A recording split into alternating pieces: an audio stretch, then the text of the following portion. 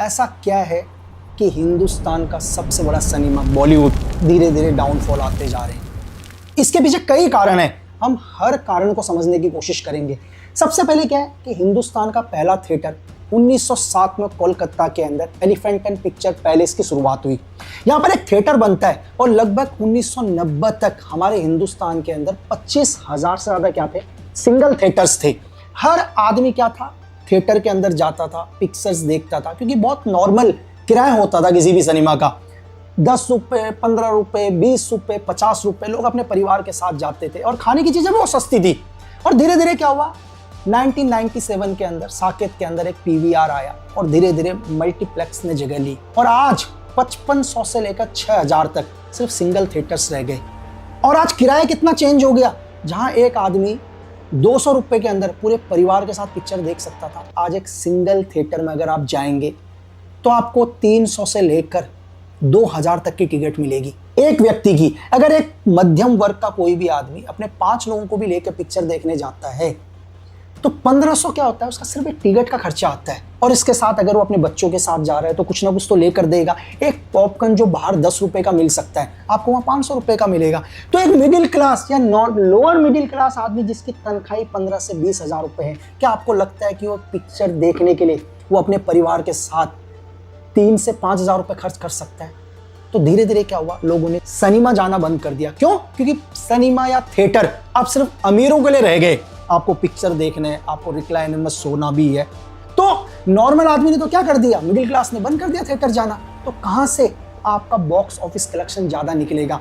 आज आप खुद सोचो कि एक मध्यम वर्ग का आदमी जो रिक्शा चलाता है, गाड़ी चलाता है, कहीं भी एक बिजनेस करता है, वो लास्ट टाइम पिक्चर हॉल में कब गया होगा? मैं आपको बोलूं कि हिंदुस्तान के 70% तो ऐसे लोग होंगे जो पिछले 5 साल के अंदर थिएटर में ही नहीं घुसे।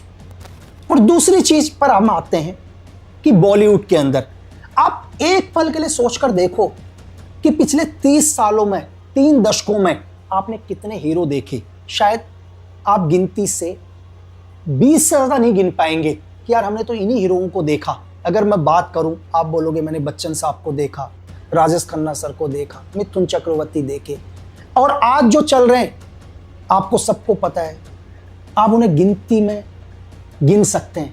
लेकिन क्या 147 करोड़ की जनसंख्या में आपको 20 ऐसे एक्टर नहीं मिल पा रहे जिनकी आप पिक्चर थिएटर पर लेकर जाएं? तो भी ये भी क्या है, एक तरह का माफिया राज कि नहीं, हम किसी और को आगे आने नहीं देंगे। ये बहुत बड़ा सत्य है जो कभी आपको ना दिखाई देगा ना कभी सुनाई देगा। जहां दुनिया के अंदर हर बिजनेस के अंदर नए नए लोग आते हैं, तो ऐसा क्या है कि इस बॉलीवुड इंडस्ट्री के अंदर पिछले 30 साल से 30 ऐसे लोग नहीं आए जिनकी आप थिएटर में पिक्चर देखने जाते हैं? सिर्फ यही लोग हैं। 30 साल पहले भी आप इन्हीं को देख रहे थे, आज भी आप इन्हीं को देख रहे हैं। जब ये 20 साल के थे तब भी यही हीरो थे, आज ये 70 साल के हो चुके हैं तब भी यही हीरो हैं। कोई नया आदमी एंटर ही नहीं करेगा।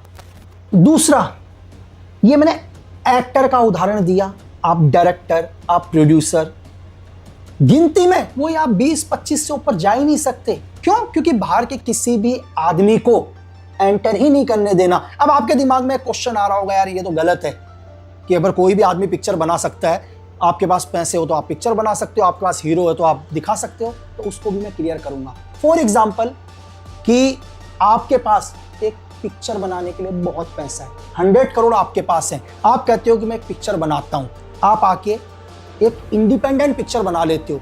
अब उस 100 करोड़ की पिक्चर को दिखाओगे किसको? आपके पास तो थिएटर ही नहीं है ना यार। आपने 100 करोड़ पिक्चर तो बना लिया, लेकिन उस पिक्चर को लोगों के घर तक कैसे पहुंचाओगे? क्योंकि इंडस्ट्री के कुछ ही लोग हैं जो ये डिसाइड करते हैं कि किसको थिएटर मिलेगा, किसको नहीं। जब आपको थिएटर ही नहीं मिला, सपोज करो कि 100 करोड़ की पिक्चर के लिए आपको सिर्फ 200 थिएटर, 300 थिएटर मिले, तो आपका कलेक्शन भी 2, 4, 5 करोड़ का ही होगा। जब आपकी 100 करोड़ की पिक्चर 5-10 करोड़ का कलेक्शन कर रही है, आप किसी भी OTT पर, चाहे नेटफ्लिक्स, अमेजॉन, हॉटस्टार, किसी के पास भी उस पिक्चर को बेचने जाओगे, वो बोलेगा यार आपका थिएट्रिकल कलेक्शन तो आया ही नहीं है। 100 करोड़ की पिक्चर के आपने 10 करोड़ कमाए, तो आप तो थिएटर में तो ऑलरेडी क्या हो, फ्लॉप हो। तो हम आपकी पिक्चर को 20-25 करोड़ में खरीदेंगे। तो आपने 100 करोड़ लगाने के बाद 35 करोड़ की आपकी रिकवरी होती है, तो शायद आप भविष्य में दोबारा पिक्चर नहीं बनाओगे।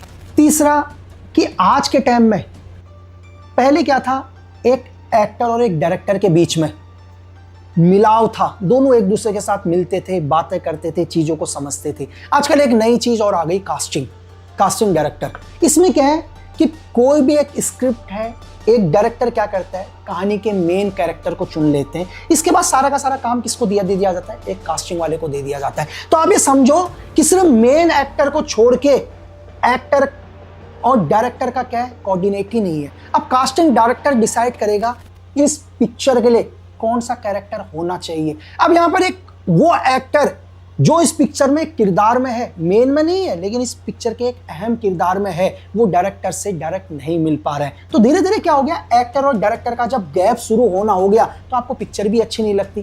कई बार आप क्वेश्चंस करते हो कि यार एक इतनी अच्छी वेब सीरीज बनी है और इस वेब सीरीज में तो जो एक कैरेक्टर होना चाहिए वो मेन कैरेक्टर नॉर्थ ईस्ट का भी होना चाहिए, लेकिन कास्टिंग डायरेक्टर डिसाइड करता नहीं यार, नॉर्थ ईस्ट में अगर कास्ट हो रही है तो क्या दिक्कत है, हम हरियाणा या जयपुर का एक एक्टर डाल देते हैं मेन, वो नॉर्थ ईस्ट में जाके बदमाशी करेगा, गुंडागर्दी करेगा पिक्चर के अंदर। लेकिन मैं ये कह रहा हूं कि मैंने भी नॉर्थ ईस्ट में बहुत काम किया है यार, या कोई भी आदमी इस वीडियो में देखने के बाद ये बताए कि नॉर्थ ईस्ट के अंदर उसने किसी बाहर के आदमी को, मतलब अदर नॉर्थ ईस्ट के, चाहे यूपी, बिहार, XYZ कहीं के भी आदमी को नॉर्थ ईस्ट में क्राइम करते हुए देखा है, नॉर्थ ईस्ट में उसका वर्चस्व है। लेकिन नहीं, पिक्चर के अंदर कि नॉर्थ ईस्ट के लड़के को मेन कास्टिंग में नहीं लेना, तो यहां पर जो हमारा एक एक्टर चल रहा है इसको ही वहीं के कास्टिंग में, मतलब आप पिक्चर को रियल नहीं दिखाओगे, पिक्चर के हिसाब से आप नॉर्थ ईस्ट को समझाने की कोशिश करोगे, बोलोगे हम ऐसा दिखाएंगे तो नॉर्थ ईस्ट ऐसा है। आप ये नहीं दिखाओगे कि नॉर्थ ईस्ट का DNA ऐसा है तो हम उस हिसाब से काम करें। और एक सबसे बड़ी समस्या कि एक पिक्चर आप देखते हो, आपने दुनिया में बड़ी से बड़ी फिल्म देखी होगी, सुपर हिट पिक्चर देखी होगी, जिसने ऑस्कर ले लिया वो पिक्चर भी देखी होगी, लेकिन मैं आपसे क्वेश्चंस कर रहा हूं, इस क्वेश्चन के बाद आप एक पल के लिए सोचना, चलो आज तक आपको बॉलीवुड किसी भी इंडस्ट्री के आप मुझे सिर्फ 10 राइटर्स के नाम बता दो जिसके बारे में आपको पता होगा। एक पिक्चर को सबसे पहले कौन जन्म देता है, एक लेखक, एक कहानीकार। आप उसका नाम कभी आपने किसी राइटर को जाना ही नहीं, आपको पता ही नहीं है कि हिंदुस्तान की सबसे हिट पिक्चर का राइटर कौन है। आप पर्दे पर किसको देखते हो, सिर्फ एक एक्टर को देखते हो, लेकिन उस एक्टर का बोला हुआ हर शब्द, हर किरदार किसी ना किसी राइटर का है, लेकिन उसका नाम ही नहीं है यार। जब एक उस व्यक्ति को उसका हक नहीं मिलेगा जिससे जरूरत है, तो धीरे धीरे डाउनफॉल आएगा किसी भी चीज का।